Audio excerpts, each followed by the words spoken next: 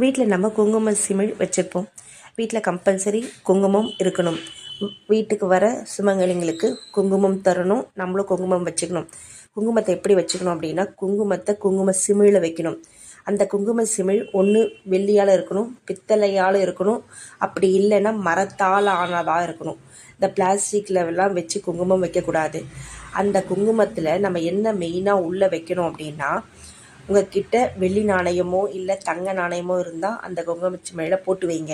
எதுவுமே இல்லை அப்படின்ற பட்சத்தில் ஒரு 5 ரூபாய் காயினாவது அது உள்ளே போட்டுட்டு அதுக்கு மேலே தாழம்பூ குங்குமத்தை வாங்கி ஃபுல்லாக நிரப்பிடுங்க.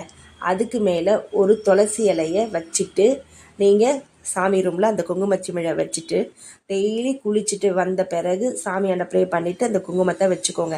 என் வாழ்க்கையில் வெற்றி கிடைக்கணும், என் வாழ்க்கையில் நல்லது நடக்கணும், என் வாழ்க்கையில் செல்வம் செழிப்பு சேரணும் அப்படின்னு சொல்லிட்டு, என் வாழ்க்கையில் நல்லதே நடக்கணும், எனக்கு ஹெல்ப் பண்ணுங்கன்னு சொல்லிட்டு வேண்டிட்டு டெய்லி வச்சுக்கோங்க.